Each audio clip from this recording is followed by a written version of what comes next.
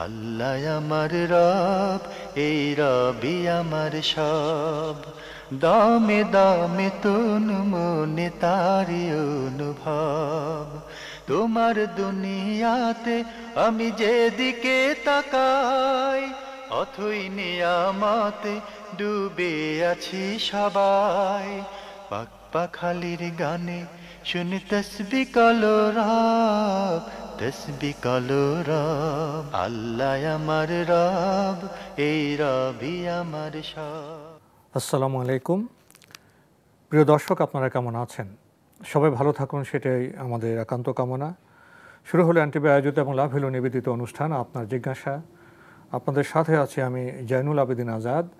আর আপনাদের মনে জাগা প্রশ্নের জিজ্ঞাসার জবাব দিচ্ছেন বিশিষ্ট আলেম ডক্টর মোহাম্মদ সাইফুল্লাহ। আসসালামু আলাইকুম ওরহমতুল্লাহি ওয়া বারাকাতুহু।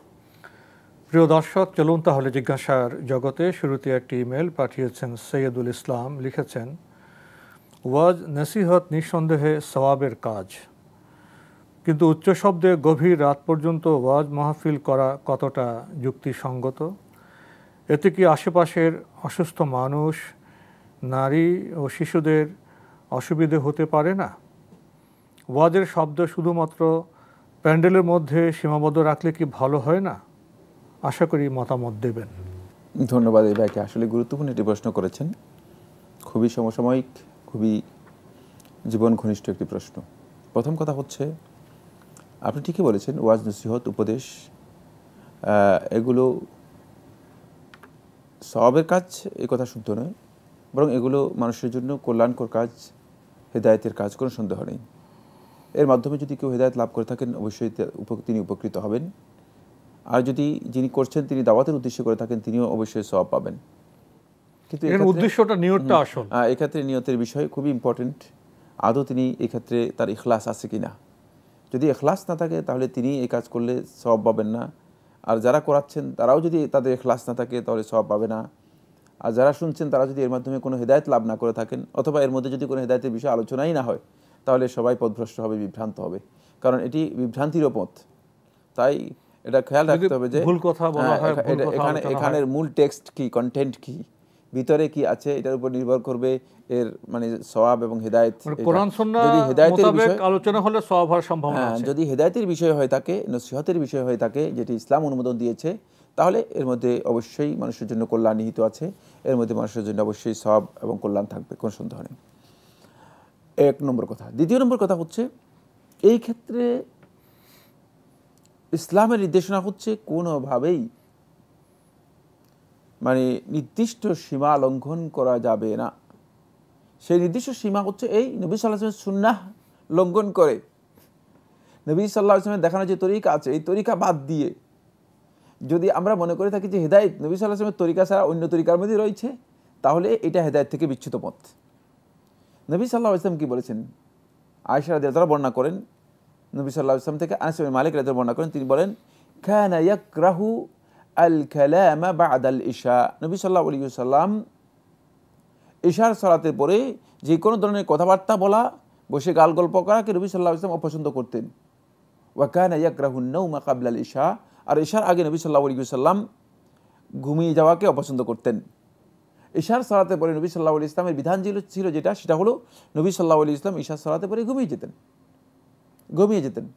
তাই গভীর রাত পর্যন্ত, অনেক লম্বা রাত পর্যন্ত না জেগে দীর্ঘ ওয়াজ নসিহত করা, এবং ওয়াজ নসিহতের যে ট্রেডিশনটা আমাদের সমাজের মধ্যে প্রচলিত রয়েছে, ফলে এই ট্রেডিশনের কারণে অনেকগুলো গর্হিত কাজের মধ্যে আমরা নিমজ্জিত হই অথবা লিপ্ত হই। এক নম্বর যে গর্হিত কাজ, সেটা হচ্ছে ফজরের সালাত বেখবর হয়ে যায়। দেখা গেল যে যিনি ওয়াইজ অথবা যারা ওয়াজ শুনেছেন, অনেকেরই, আল্লাহ মাফ করে, হয়তো সবাই হয় না, অনেকেরই দেখা গিয়েছে যে ফজরের সালাত মিস্টেক হয়ে যায়, ভুলে যায়, সালাত আদায় করতে পারে না, যেহেতু গভীর রাত্রে গিয়ে ঘুমিয়েছে, ফজরের সালাত আদায় করার বিষয়টি নষ্ট হয়। দুই নম্বর যে গর্হিত কাজ হয়, সেটা হচ্ছে যে গভীর রাত পর্যন্ত এই ধরনের প্রোগ্রাম করার কারণে দেখা যাচ্ছে যে আশেপাশে যে সমস্ত এলাকার লোকেরা রয়েছে, তারা বিভিন্নভাবে সেখানে বিভিন্ন পর্যায়ের মানুষ আছে, সুস্থ আছে, অসুস্থ আছে, ছেলে শিশু আছে, আছে, শিশু পরীক্ষার্থী আছে, নারী আছে, আছে, বৃদ্ধ আছে। বিভিন্ন স্টাইলের বিভিন্ন গ্রুপের লোক আছে, বিভিন্ন ধরনের মানুষ আছে। ফলে বিভিন্নভাবে মানুষ ক্ষতিগ্রস্ত হওয়ার সম্ভাবনা আছে।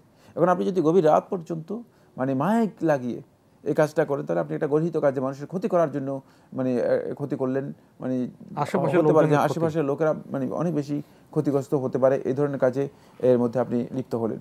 এরপরে যে গর্হিত কাজটি হয় থাকে সেটা হচ্ছে যে নবী সাল্লাল্লাহু আলাইহি ওয়াসাল্লাম এই ধরনের মানে আমল, যে একেবারে রাত্র জেগে মানে নবী সাল্লাল্লাহু আলাইহি ওয়াসাল্লামের এই ধরনের দীর্ঘ নসিহত এবং সাহাবায়ে কেরামদের আমলে অথবা পরবর্তী সময়ে এই নসিহতটাকে আমরা মানে একটা ইবাদতের ফরম্যাট হিসেবে করে নিয়ে গেছি।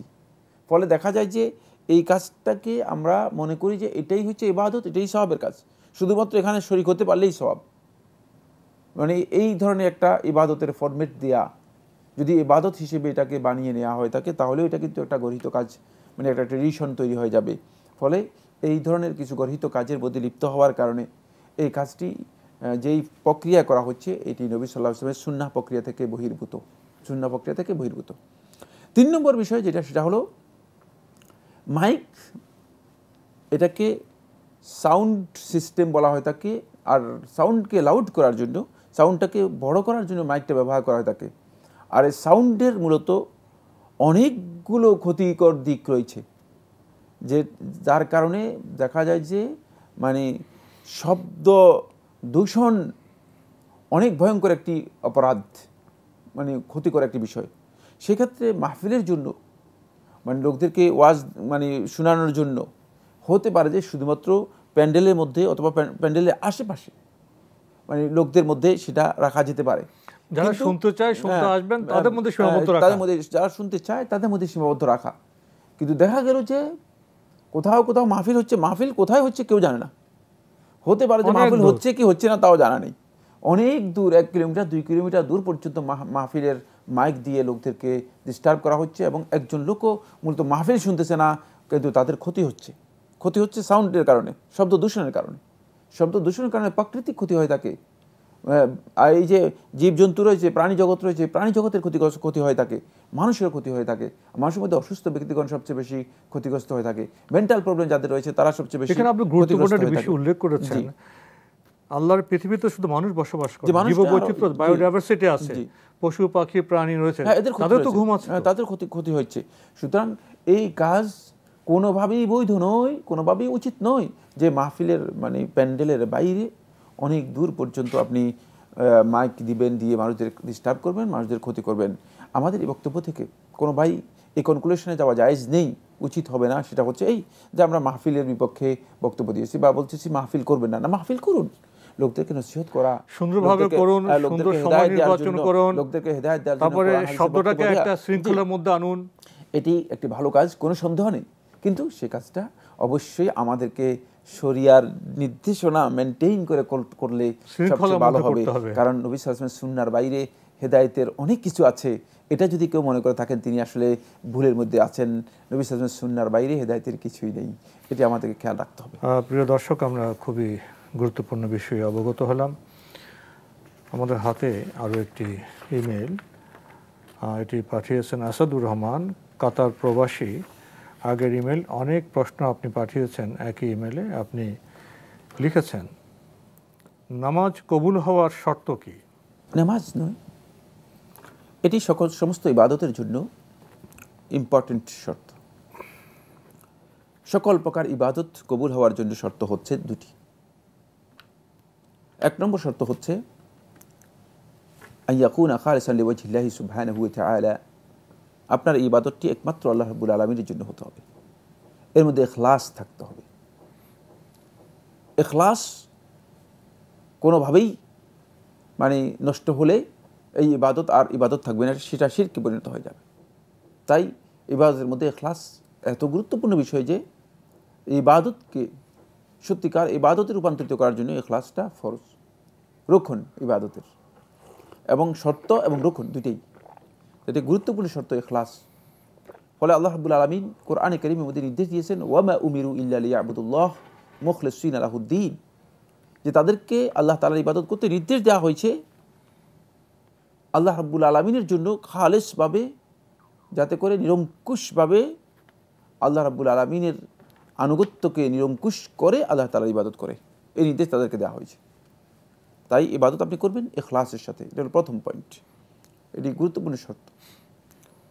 দ্বিতীয় নম্বর যে শর্ত সেটা হচ্ছে আন ইয়াকুনা মুআফিকান লিহাদি নবী সাল্লাল্লাহু আলাইহি ওয়াসাল্লাম, নবী সাল্লাল্লাহু আলাইহি ওয়াসাল্লামের দেখানো যে নির্দেশনা রয়েছে, সুন্নাহর যে তরিকা রয়েছে, সেই তরিকা অনুযায়ী হতে হবে। ইবাদতের মধ্যে যদি আপনার মন গড়া প্রবৃত্তির তরিকা, মন গড়া তরিকা ইবাদতের মধ্যে নিয়ে আসেন, তাহলে সেই ইবাদত, সেই আমল আল্লাহ রাব্বুল আলামিনের কাছে গ্রহণযোগ্য হবে না। এটি সমস্ত ইবাদতের জন্য, সলাতের জন্যও শর্ত, সলাত কবুল হওয়ার জন্যও শর্ত। কিন্তু সলাতের আরও কিছু বিধান রয়েছে যেগুলো সলাতের আহকাম এবং আরকান, মানে সলাতের শর্ত এবং সলাতের রুকন, সেগুলো সলাত কবুল হওয়ার জন্য অপরিহার্য, অবশ্যই সলাতের মধ্যে থাকতে হবে। কমনলি আমাদেরকে যেটা জানতে হবে সেটা হচ্ছে যে ইবাদত কবুলের জন্য শর্ত হচ্ছে ইবাদতটা আল্লাহ রাব্বুল আলামিনের জন্য খালেসভাবে হতে হবে এবং রাসূলুল্লাহ সাল্লাল্লাহু আলাইহি ওয়াসাল্লাম দেখানো যে তরিকা রয়েছে সেই তরিকা অনুযায়ী হতে হবে। রাসূলুল্লাহ সাল্লাল্লাহু আলাইহি ওয়াসাল্লাম দেখানো যে তরিকা আছে, এই তরিকাকে উপেক্ষা করে মন গড়া তরিকা যদি কেউ ইবাদত করে থাকেন, প্রবৃত্তির অনুসরণ করেন, তাহলে তার ইবাদত গ্রহণযোগ্য হবে না, তার সলাতও গ্রহণযোগ্য হবে না। আর সলাতের জন্য সুনির্দিষ্ট কিছু শর্ত রয়েছে, সেগুলো হচ্ছে সলাতের আহকাম। আর সলাতের জন্য সুনির্দিষ্ট কিছু রোকন রয়েছে, সেগুলো অবশ্যই সলাতের মধ্যে অপরিহার্য, সেগুলো আপনাকে অবশ্যই বিস্তারিত জেনে নিতে হবে সলাতের আহকামের মধ্য থেকে। ভাই আসাদুর রহমান, আপনার ইমেল পড়ছি। আপনি আরও লিখেছেন, ইমামের পেছনে অনেক সময় সূরা ফাতিহা পুরো পড়তে পারি না, ইমাম রুকুতে চলে যান, এতে কি আমার নামাজ হবে? ধন্যবাদ। ইমামের পেছনে যদি আপনি সূরা ফাতিহা পুরোটা পড়তে না পারেন, যতটুকু পড়তে পারেন ততটুকু পড়ে আপনি ইমামের অনুসরণ করবেন, যেহেতু ইন্নামা জুইলা আল ইমামু লিয়ুতাম্মা বিহি, রাসূলুল্লাহ সাল্লাল্লাহু আলাইহি ওয়াসাল্লাম হাদিসের মধ্যে বলেছেন, ইমাম মূলত ইমামকে করা হয়েছে, দায়িত্ব দেওয়া হয়েছে ইমামকে অনুসরণ করার জন্য, সুতরাং আপনাকে অবশ্যই ইমামকে অনুসরণ করতে হবে। ইক্তেদা এর জন্য শর্ত হচ্ছে ইমামের অনুসরণ করা, তাই আপনি ইমামের অনুসরণ করবেন। সেক্ষেত্রে আপনি সূরা ফাতিহা যতটুকু পড়েছেন ততটুকু আপনার জন্য যথেষ্ট। ইমামের সাথে রুকুতে কয় তাসবিহ পেলে রাকাত গণ্য হবে? তাসবিহ শর্ত নয়, রুকুতে গিয়ে আপনি ইমাম সাহেবকে পেয়ে গেলেন, ইমাম সাহেব রুকুতে আছে, এই অবস্থায় যদি আপনি যান তাহলে আপনি সেখানে রুকু করলেন এবং আপনি রুকু থেকে আপনি উঠতে, সেই ক্ষেত্রে আপনি রুকুতে ইমামকে পেলেই আপনার রাকাত পেয়ে গেলেন। এর জন্য শর্ত নয় যে 3 তাসবিহ হতে হবে অথবা 1 তাসবিহ হতে হবে, তবে আকাল মানে সেই হচ্ছে কমপক্ষে আপনি একটা তাসবিহ পড়তে পারেন, কারণ আপনি রুকু তাসবিহ যদি আদায় না করতে পারেন তাহলে তো আপনি রুকু মানে পরিপূর্ণরূপে পেলেন না। এই জন্য যদি আপনি মানে রুকুতে যান তাহলে আপনি অন্তপক্ষে তাসবিহ পড়তে পারেন। এমন অবস্থায় যদি রুকুতে ইমামকে পান তাহলে আপনি রাকাত পেয়ে গেলেন, এটা হচ্ছে বিশুদ্ধ বক্তব্য। আরও লিখেছেন, নামাজের ভেতরে যে তাকবীরগুলো আছে, যেমন আল্লাহু আকবার বা সামি আল্লাহু লিমান হামিদা, এই তাকবীরগুলো ভুলে এক একটা ছুটে গেলে নামাজ কি বাতিল হয়ে যাবে? ব্যক্তিগত পর্যায়ে যদি সালাত হয়ে থাকে তাহলে একদল উলামায়ে কেরাম বলেছেন তার সালাত হয়ে যাবে, এটাই প্রসিদ্ধ বক্তব্য। আর ইমামের পেছনে হলে তাহলে আপনার সালাত বাতিল হবে না, যেহেতু ইমাম আপনার মানে এটাকে তাহাম্মুল করবে, মানে এটা ইমাম দায়িত্ব গ্রহণ করার কারণে ইমামের পেছনে হলে ইমাম যেহেতু তাকবীরগুলো দিচ্ছে, তবে আপনার মানে সালাতের মধ্যে নাকস হবে, সালাতের মধ্যে ক্ষতি হলো, সালাতের মধ্যে ত্রুটি হলো। কারণ সালাতের একদল উলামায়ে কেরাম বলেছেন তাকবীরাতুল ইন্তিকাল যেগুলো রয়েছে, মানে এক রুকু থেকে সিজদা, সিজদা থেকে রুকু, তারপরে সিজদা থেকে মানে কিয়াম, এগুলোর যে তাকবীরগুলো রয়েছে তাকবীরগুলো একদল উলামায়ে কেরাম ওয়াজিব বলেছেন, আর একদল উলামায়ে কেরাম সুন্নাহ বলেছেন। যারা সুন্নাহ বলেছেন এরা হচ্ছে জুমহুর, অধিকাংশ উলামায়ে কেরাম, তাদের মধ্যে সুন্নাহ হওয়ার কারণে যদি তরক ছুটে যায় তাহলে সালাত হয়ে যাবে। কিন্তু যারা ওয়াজিব বলেছেন তাদের কাছে যদি ওয়াজিব হওয়ার কারণে যদি ছুটে যায় তাহলে ব্যক্তিগতভাবে ছুটে গেলে তার উপর সেজদায়ে সুহু দেওয়া ওয়াজিব হবে, সেজদায়ে সুহু দেওয়া ওয়াজিব হবে। আমরা জানলাম, প্রিয় দর্শক আরও লিখেছেন, নামাজের মধ্যে মনোযোগ আনার উত্তম উপায় কি? নামাজের মধ্যে মনোযোগের মানে প্রক্রিয়া অনেক অনেক দীর্ঘ আলোচ্য বিষয়, মানে নামাজের মধ্যে কিভাবে আমরা মনোযোগ দিব সেই প্রক্রিয়াটি অনেক দীর্ঘ। তবে সলাতের মধ্যে মনোযোগ যদি কেউ মানে পরিপূর্ণরূপে আনতে চান তাহলে তিনি সলাতে যা তিলাওয়াত করবেন, সলাতে মানে যা পড়বেন, সলাতের তাসবিহ, সলাতের মানে কেরাত, সলাতের মানে তাকবীরাতগুলো সবগুলো তিনি অত্যন্ত নিষ্ঠার সাথে আন্তরিকতার সাথে আদায় করার জন্য চেষ্টা করবেন এবং সালাতের মধ্যে তাড়াহুড়ো করবেন না। যখন সালাত আদায় করবেন তখন তার মধ্যে সত্যিকার মানে অন্তরের উপস্থিতি এবং খুশু এবং খুদুর সাথে সালাত আদায় করবেন। সালাতের মূল প্রাণ হচ্ছে খুশু এবং খুদু। সালাতের মধ্যে খুশু এবং খুদু, অত্যন্ত বিনয় এবং ভীতি, বিনয় এবং ভীতি, এই দুটাকে মিশ্রিত করে সালাতটা আদায় করার জন্য চেষ্টা করবেন। তাহলে দেখবেন যে আপনি অবশ্যই সালাতের মধ্যে পরিপূর্ণ মনোযোগ আনছেন, আপনার সত্যিকার মনোযোগ সালাতের মধ্যে তৈরি হচ্ছে। মানে আপনি যদি এই যে কাজগুলো আমরা বললাম এগুলো বাদ দিয়ে যদি সালাত আদায় করার জন্য চেষ্টা করেন, সালাতের মধ্যে তাড়াহুড়ো করা, সালাতের মধ্যে তেলাওয়াতের মধ্যে মনোযোগ না রাখা, তারপরে সালাতের তাসবিহের মধ্যে মানে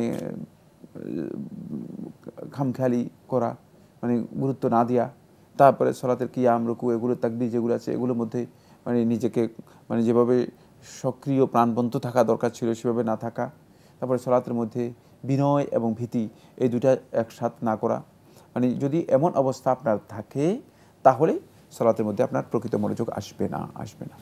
আপনি আরও লিখেছেন, ইমামের পেছনে জামাতে নামাজ আদায়ের সময় আমি 2 রাকাত পেলাম। আমার যে 2 রাকাত ছুটে গেল, আমি ওই 2 রাকাত শুধু সূরা ফাতিহা পড়ে শেষ করব, না সাথে সূরা ফাতিহা পর অন্য সূরা মিলাতে হবে? আপনি যে 2 রাকাত পড়বেন সেই 2 রাকাত শুধুমাত্র সূরা ফাতিহা পড়তে পারেন, সূরা ফাতিহার সাথে অন্য 2টি সূরাও মিলাতে পারেন। আপনার এটি হচ্ছে 3য় এবং 4র্থ রাকাত। 3য় এবং 2 রাকাত আপনি পেয়েছেন, যে 2 রাকাত পেয়েছেন সেটা হচ্ছে 1ম এবং 3য় রাকাত। এখন 3য় এবং 4র্থ রাকাতের মধ্যে আপনি ইচ্ছা করলে 2টি সূরা মিলাতেও পারেন, আবার সূরা ফাতিহার সাথে অন্য সূরা মিলাতেও পারেন, আবার সূরা ফাতিহা দিয়েও আদায় করতে পারবেন। দুইটাই আপনার জন্য জায়েজ, সূরা মিলানো সুন্নাহ। আমরা জানলাম, প্রিয় দর্শক, আমাদের হাতে একটি চিঠি, এটি পাঠানো হয়েছে নবারুণ স্কুল ও কলেজ, নূরপুর, ঢাকা থেকে। আপনার আগের চিঠি, একই চিঠিতে অনেক প্রশ্ন লিখেছেন। কোরআন তেলাওয়াত করতে বলা হবে হাফেজদের কিয়ামতের দিন, সে দুনিয়ার মতো পড়তে থাকবে আর তার মর্যাদা ধাপে ধাপে বাড়তে থাকবে। কোরআনের আয়াত তো 6236টি, জান্নাতের স্তর 100টি, মর্যাদা বেড়ে শেষ পর্যন্ত জান্নাতের কোন স্তরে যাবে? জান্নাতের স্তর নয়, জান্নাতের গ্রেড, যেটা মর্যাদার মানে যে বিষয়টি সেটা হচ্ছে জান্নাতের গ্রেড করা হয়েছে, সেটা হচ্ছে 100টি। এটা হলো মানে জান্নাতীদের মর্যাদার পর্যায়ে। প্রত্যেকটি গ্রেডের মধ্যে মানাজিল রয়েছে, আবার মানে স্তর রয়েছে, স্তর বিন্যাস রয়েছে। সেখানে কোরআনের কারি সাহেবকে যেটা বলা হবে, কোরআন তেলাওয়াতকারীকে বলা হবে ফাইন্না আখিরা মানজিলাতাকা ইনদা আয়াতিন তাকরাউহা, তুমি তোমার শেষ অবস্থান হবে, শেষ মানে পর্যায় হবে, শেষ স্তর হবে সেখানে যেখানে তুমি শেষ আয়াত তেলাওয়াত করে যাবে। এটা হলো মানে জান্নাতে যে গ্রেডে তারা থাকবে সেই গ্রেড থেকে মানে তারা যে মর্যাদাটা পাবে, যে স্তরে উত্তীর্ণ হবে সেটা। এটা মানে জান্নাতীদের একটা গ্রেডের মধ্যেই অনেক মানজিলা রয়েছে, অনেক মানাজিল রয়েছে, অনেকগুলো স্তর রয়েছে। তো স্তরের মধ্যে যে কোনো একটা স্তরে তিনি কোরআন তেলাওয়াতের মাধ্যমে হাফেজগণ কোরআনের যে স্তরগুলো রয়েছে সেই স্তরগুলো তারা উত্তীর্ণ করে উচ্চ মর্যাদা লাভ করবে, অন্যদের চেয়ে তারা উচ্চ মর্যাদা লাভ করবে। কিন্তু এটা হতে পারে যে একটা গ্রেডের মধ্যেই। তবে মানে এই বিষয়গুলো নিয়ে এত তাহকিক করার, মানে এত পুঙ্খানুপুঙ্খ মানে বিশ্লেষণ করার কোনো প্রয়োজন নেই। কিয়ামতের দিন যদি আপনি জান্নাতি হন, আমি জান্নাতি হই, অবশ্যই এগুলো দেখতে পারবো। আল্লাহ সুবহানাহু ওয়া তাআলা আমাদের সবাইকে জান্নাতি করার জন্য তৌফিক দিন, যাতে আমরা জান্নাতি হতে পারি। জান্নাতের আমল করুন, মানে জান্নাতের মধ্যে কোন কোন গ্রেড পাবেন এখন এটা নিয়ে নিজে টেনশন করার দরকার নেই, এ নিয়ে নিজেকে ব্যস্ত করার দরকার নেই। তো আজকে আমাদের এখানেই শেষ করতে হচ্ছে। আপনাকে অনেক ধন্যবাদ। আপনাকে অনেক ধন্যবাদ।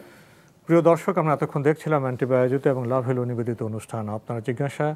আমাদের অনুষ্ঠান আপনারা এনটিভি অনলাইনেও দেখতে পারবেন, ভিজিট করুন www.ntbbd.com।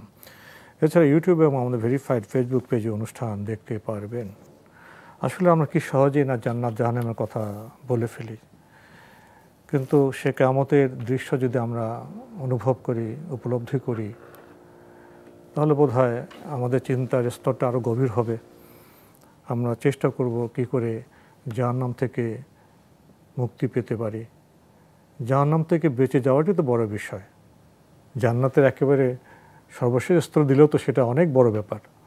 আসুন আমরা এভাবে ভাবি, জানি এবং আমলকে যদি আমরা সমৃদ্ধ করতে পারি, সুন্দর করতে পারি, আল্লাহ রাব্বুল আলামিন তিনি তো ঠিক করবেন কে কোথায় যাবেন। চিঠি লিখুন, প্রশ্ন পাঠান আমাদের ঠিকানায়। পরিচালক আপনার জিজ্ঞাসা, এনটিভি, বিএসসি ভবন, 7ম তলা, 102 কাজী নজরুল ইসলাম এভিনিউ, কারওয়ান বাজার, ঢাকা 1215। আপনারা ইমেলও করতে পারেন। আমাদের ইমেল অ্যাড্রেস আপনার জিজ্ঞাসা @ntvbd.com। প্রিয় দর্শক, মহান আল্লাহ আমাদের সবাইকে নিরাপদে রাখুন, রাখুন শান্তিতে। আসসালামু আলাইকুম। আল্লাহ আমার রব, এই রবি আমার সব, দামে দামে তুন মনে তারি অনুভব। আল্লাহ আমার রব, এই রবি আমার সব।